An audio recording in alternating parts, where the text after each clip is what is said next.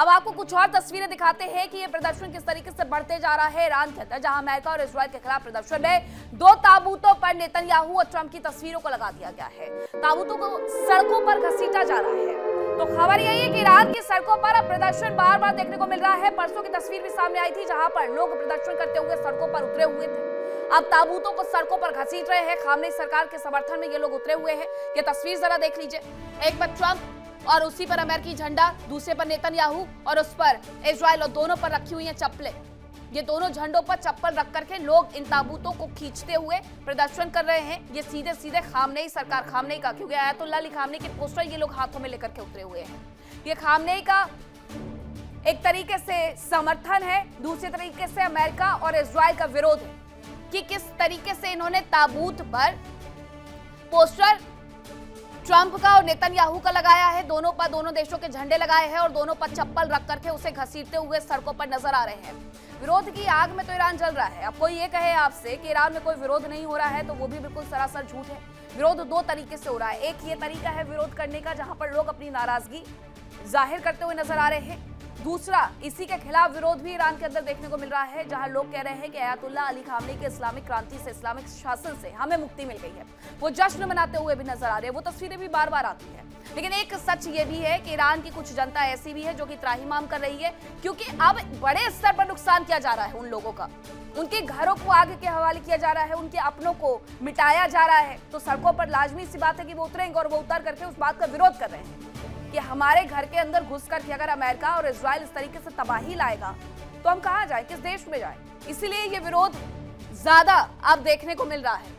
आम जगहों पर भी निशाना बना करके इजराइल की तरफ से, अमेरिका की तरफ से टारगेट किया जा रहा है। बुशहर में हो या फिर अन्य शहरों में हो, वहां पर रिहायशी बिल्डिंग्स को निशाना बनाया जा रहा है, जिसकी वजह से लोगों को अच्छी खासी परेशानी उठानी पड़ रही है। जो लोग कल तक अमेरिका और नेतन्याहू के समर्थन में थे, आज वही विरोध कर रहे हैं, क्योंकि अब ये आग उनके घरों तक जा पहुंची है। उनके घर जल रहे हैं, उनके अपने मिट रहे हैं। इसलिए ये विरोध भी उसी तरीके से आगे बढ़ते जा रहा है। ये सड़कों पर विरोध प्रदर्शन हर जगह से देखने को मिल रहा है। किस तरीके से लोग यहाँ पर ट्रंप पर, अमेरिकी झंडे पर पैर रख करके खड़े हुए हैं। ये अपने आप में इनकी नाराजगी और इनके गुस्से को दिखाता है। अब एक और खबर आ रही है युद्ध से जुड़ी हुई, वो भी आपको बता देते हैं इस प्रदर्शन के साथ साथ। खबर क्या है? खबर ये है कि यूएस ईरान जंग में हूती की एंट्री हो गई। हूती की एंट्री रेड सागर में पहले से थी। इजराइल पर वो हमेशा से निशाना बना रहा था हमास के साथ साथ। अब हूती ने बाब अल मांडेव स्ट्रेट को बंद करने की चेतावनी दी है कि दुनिया के कारोबार का ये अहम रूट है और अगर ये बंद हो जाता है तो यूरोप अभी थोड़ा छूता था स्ट्रेट ऑफ हॉर्मुज से, क्योंकि सारा जो तेल का आना जाना था वो मिडिल ईस्ट और साउथ एशिया में था।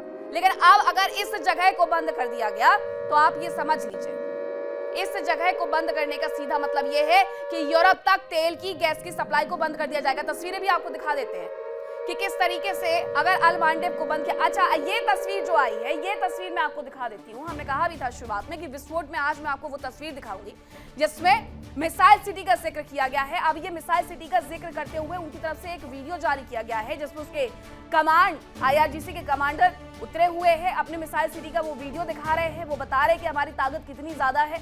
अगर ईरान ने ये तस्वीर दिखाई है तो इसका सीधा सा मतलब ये है कि वो ये अमेरिका को और इजराइल को संदेश देने की कोशिश कर रहा है कि अगर तुमने सोचा कि हमारे हथियार खत्म हो गए हैं हमारी सत्ता के साथ साथ, तो ऐसा नहीं है। हमारे हथियार अभी है और हमारे में दम भी उतना ही जितना शुरुआत में था और हम तबाही लेकर के आएंगे। इसीलिए ये मिसाइल सिटी को जो वीडियो है वो उनकी तरफ से जारी करके एक सख्त संदेश, सख्त हिदायत दी गई है।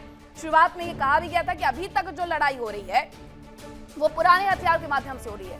ये कमांडर्स हैं, ये उतरे हुए हैं। यहाँ पर बाकायदा उन्होंने अमेरिका और इजराइल का झंडा नीचे जमीन पर बनाया हुआ है, उसके ऊपर से ये गुजरते हुए नजर आते हैं। यानी मन में जो गुस्सा है, जो नाराजगी है, जो रोष है, वो इस कदर है कि झंडों को कुचल करके ये संदेश दे रहे हैं कि हम इसी मिसाइल सिटी के माध्यम से तबाही लेकर के आएंगे। ये मिसाइल सिटी है इनकी, यहाँ पर उन्होंने पोस्टर लगाए हुए हैं। ये उनका वॉर रूम है जहाँ से ये सब कुछ संचालित करते हैं कि कौन सी मिसाइल कहाँ तक जा रही है। ये मिसाइल सिटी का एक वीडियो हमने 2025 में भी देखा था।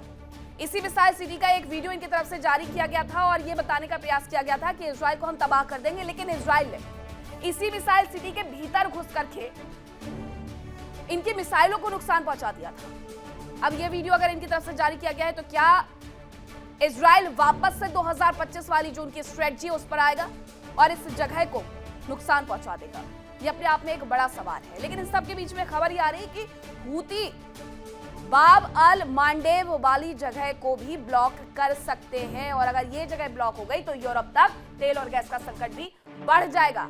इस पूरे रूट की आखिरकार अहमियत क्या है वो आपको बता देते हैं, और हूती से किस तरीके से बंद कर सकते हैं। सबसे पहले आप ये जान लीजिए, ये स्ट्रेट ऑफ हॉर्मुज की तरह ही ये जगह है।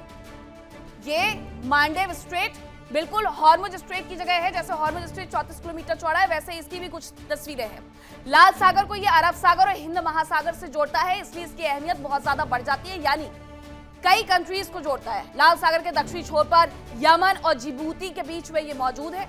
ये यमन और जिबूती के बीच में मौजूद है। 20 मील चौड़ा और 70 मील लंबा रास्ता है। जैसे हॉर्मुज स्ट्रेट की जो चौड़ाई है वो 34 किलोमीटर है और इसकी जो चौड़ाई है वो 20 मील है। बहुत ज्यादा अंतर नहीं नजर आता है इसमें भी। तो ये इसलिए अहम है क्योंकि यूरोप, मिडिल ईस्ट और एशिया के बीच में ये शिपिंग के लिए सबसे महत्वपूर्ण रूट है। यूरोप तक जो तेल और गैस का आदान प्रदान होता है वो इसी रूट से होता है। और अब आप समझ लीजिए कि अगर इस रूट को बंद कर दिया गया तो यूरोप तो पहले से ही झल्लाया हुआ बैठा है इस बात से कि यूक्रेन की वजह से रशिया में जब तबाही लाई जा रही है तो उन्हें तेल और गैस की सप्लाई कम हो रही है, और अगर ये रूट भी बंद हो गया तो यूरोप को तो लेने के देने पड़ जाएंगे। कहां से अब तेल लेकर के आए? एक तरफ यूक्रेन रशिया का युद्ध, दूसरी तरफ ये अमेरिका, इजराइल और ईरान का युद्ध। इसमें इनका सबसे बड़ा नुकसान होगा। रोजाना सैकड़ों टन कार्गो शिप यहां से गुजरते हैं बाब अल मांडेब से। जैसे हूती कह रहे हैं कि हम इसे बंद कर देंगे। बंद होने पर जहाजों को अफ्रीका के दक्षिण से जाना होगा।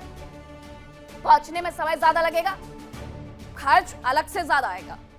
कार्गो की उपलब्धता, ट्रांसपोर्टेशन और कीमत इसकी वजह से प्रभावित हो जाएगी क्योंकि एक लंबा रूट लेकर के उन्हें जाना पड़ेगा।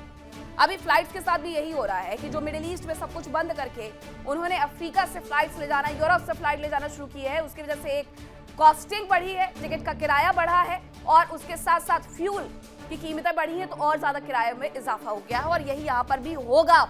तेल, एलएनजी के लिए, कारोबार के लिए ये महत्वपूर्ण रूट है अल मांडेब। ये अपने आप में इतना ज्यादा महत्वपूर्ण है कि अब आप ये समझ लीजिए कि अमेरिका को किस तरीके से प्रभावित करना है। ये हूतियों ने सोच करके एक पूरा गणित बैठा लिया है कि ईरान हॉर्मुज स्ट्रेट को बंद करेगा। ईरान हालांकि दूसरा बयान ये दे रहा है कि हम हॉर्मुज स्ट्रेट को सिर्फ और सिर्फ इजराइल और अमेरिका के लिए बंद करेंगे, बाकियों के लिए खोल देंगे। लेकिन अगर ये अल मांडेब वाली जगह को बंद कर दिया गया तो यूरोप में अब ये समझ लीजिए कि मुश्किलों का दौर और ज्यादा बढ़ने वाला है।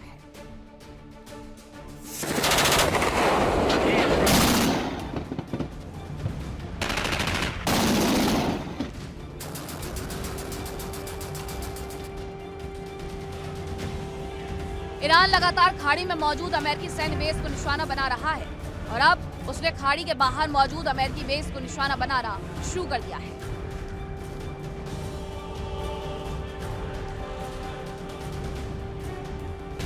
यानी अब इस जंग का दायरा और भी बढ़ सकता है।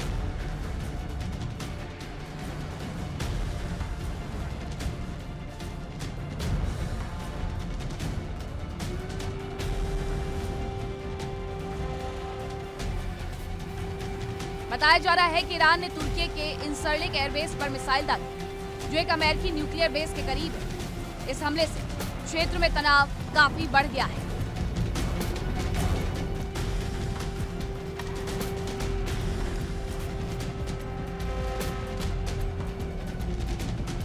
तुर्की के रक्षा मंत्रालय ने हमले की पुष्टि करते हुए ईरान से संपर्क बनाए रखने की बात कही। अमेरिकी एयरक्राफ्ट कैरियर पर भी हमला किया गया। IRGC ने दावा किया कि उसने USS अब्राहम लिंकन पर हमला किया।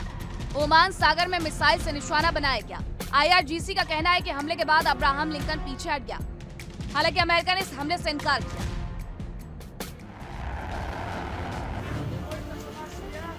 जानकारी के मुताबिक ईरान ने नेटो के 3 ठिकानों को निशाना बनाया।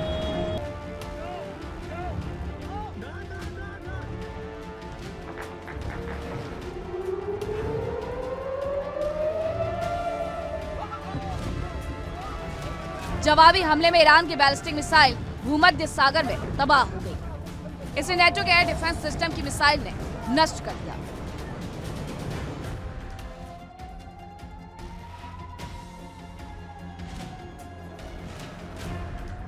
इंसरलिक बेस पर अमेरिका के टैक्टिकल न्यूक्लियर वेपन मौजूद है। बताया जा रहा है कि मिसाइल तुर्की के इंसरलिक एयरबेस की ओर बढ़ गई थी। उसे पूर्वी भूमध्य सागर में नेटो एयर डिफेंस ने रोक दिया।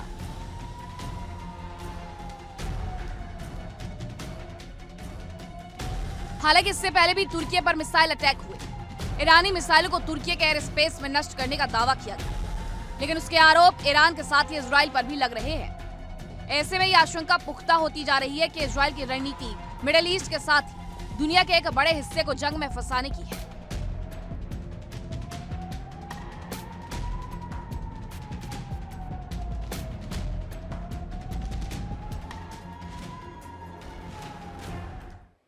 देखिए इंडिया डेली 24/7 अब आपके स्मार्ट टीवी पर। इंडिया डेली मौजूद है सभी डिजिटल प्लेटफॉर्म पर लाइव और लगातार। इंडिया डेली 24/7 हर दिन राष्ट्र को समर्पित।